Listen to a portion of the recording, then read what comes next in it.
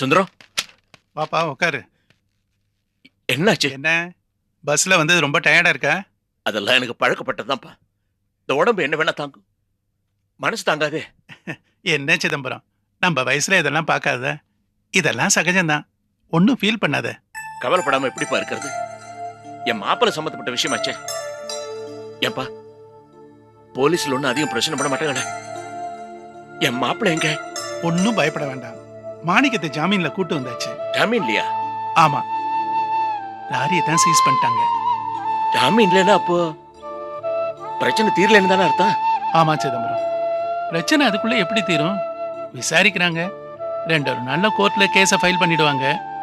நிலைமைய நமக்கு சாதகமாக்கிக்கலன்னு வச்சுக்க, நமக்கு பிரச்சனை தான். என்னப்பா இப்படி சொல்ற? உள்ளதை தானே சொல்றேன்.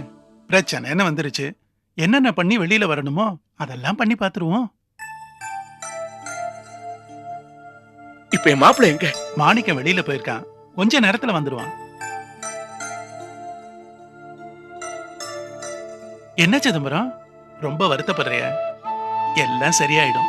எனக்கு மாப்பிள்ளைய நினைச்சு அப்ப ரொம்ப கவலையா இருக்கு. சரோ பாவம், கல்யாணம் ஆனது ஒரு சந்தோஷத்தை அனுபவிக்கல. இத்தனை நாள் மாமியார் படுத்திக்கிட்டு தான் அவங்க கிட்ட இருந்து விடுதலையாகி தனி கொடுத்து போய் அங்கேயா சந்தோஷமா இருப்பாங்கன்னு பார்த்தேன். போலீஸ் இருந்து பிரச்சனை வந்துருச்சப்ப, புருஷனை வந்து போலீஸ் இழுத்துக்கிட்டு போயிட்டா குழந்தை கலவரப்பட்டு போயிட மாட்டா? என்ன சிதம்பரம், சரவுக்கு நாம தானே தைரியம் சொல்லணும். நீயே கலங்கி போயிட்டா எப்படி? இத பார், பிசினஸ்ல இதெல்லாம் சகஜம், சமாளிப்போம். தைரியமா இருப்பா. நீ சொல்றது எனக்கு புரியுது, ஆனா மனசு கேட்க மாட்டேங்குது. வாங்க உட்காருங்க. என்ன சுந்தரம், விஷயத்தை கேள்விப்பட்டேன். நம்ம லாரிய போய் தெரியல மோகன், எவனோ சதி பண்ணிருக்கான். எனக்கும் சாராயத்துக்கும் என்னைக்காவது சம்பந்தம் இருந்திருக்கா? சதியா? எதுக்கு? யார மாட்டி விட? என்ன மோகன், சம்பந்தமே இல்லாத என்னோட காய்கறி லாரியில சாராயம் இருந்துச்சுன்னா சதிதானே? என்ன, என் கம்பெனிய அங்க வேலை பார்க்கிற எல்லார் பேரையும் கெடுக்கிறதுக்கு தான் இப்படி பண்ணிருக்காங்க. இப்படியும் இருந்திருக்கலாம் இல்லையா?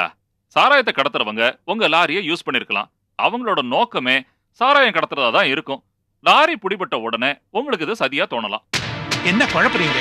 இப்படி ஒரு ஆங்கிள்லயும் யோசிக்கலாம் இல்லையா? நீங்க சொல்ற மாதிரி இருக்கவே இருக்காது. அது எப்படி இல்லன்னு உங்களால உறுதியா சொல்ல முடியும்? போலீஸ் உங்க ஆங்கிள் மட்டும் பார்க்காது, எல்லா ஆங்கிள்லயும் விசாரிக்கும். இல்ல மோகன், இது சாராய கடத்தலே இல்ல.